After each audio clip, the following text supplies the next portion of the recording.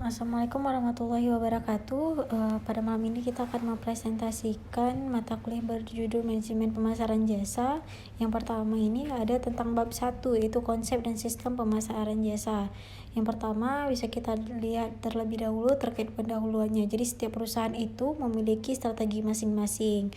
Kriteria untuk pengukuran pelanggannya itu diukur menurut tingkat kepuasan konsumen, jadi akan lebih sulit dalam pemasaran jasa dibandingkan dalam pemasaran barang yang berwujud.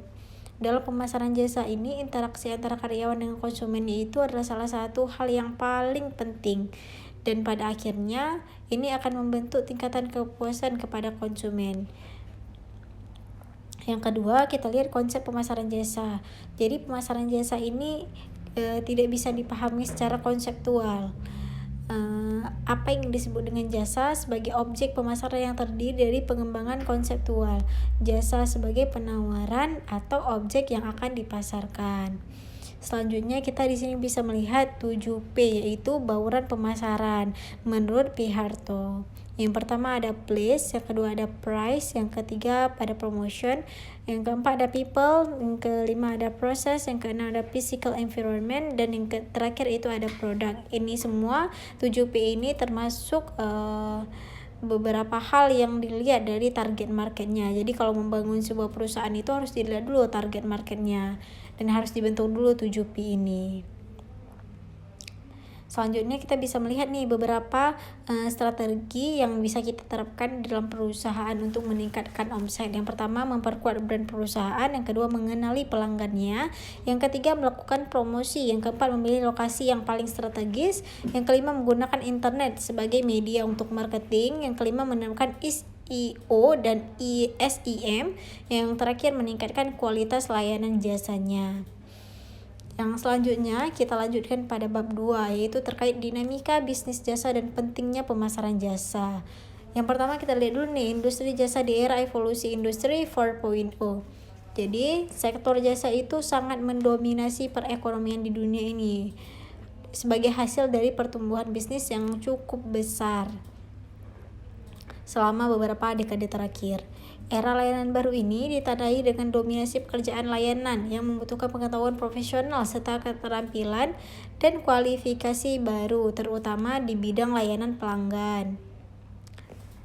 Yang pertama kita bisa melihat dulu di kendala kapasitasnya.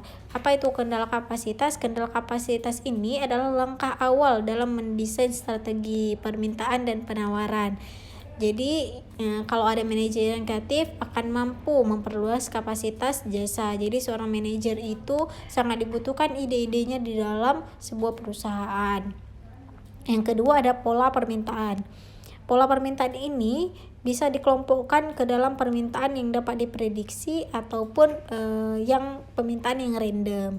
Selanjutnya ada strategi untuk menyesuaikan permintaan dan kapasitas. Ada dua nih pendekatan umum. Yang pertama mempersempit fluktuasi permintaan itu sendiri dengan cara menggeser permintaan agar sesuai dengan penawaran yang tersedia. Selanjutnya ada manajemen perolehan atau yield management. Ini itu adalah istilah berkenaan dengan berbagai cara untuk menyesuaikan permintaan dan kapasitas terhadap jasa yang mempunyai kendalanya.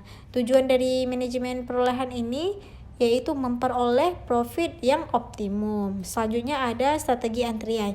Jadi kebanyakan kantor jasa ataupun perusahaan yang memberikan pelayanan jasa menunggu itu bagian yang sangat membutuhkan waktu tertentu.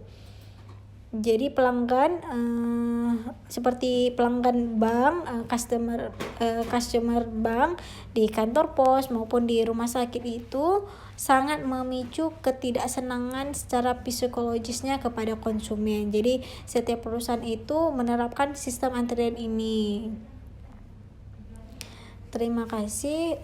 Jika ada kesalahan kekurangan saya mohon maaf. Saya akhiri, wabillahi taufik wa hidayah. Wassalamualaikum warahmatullahi wabarakatuh.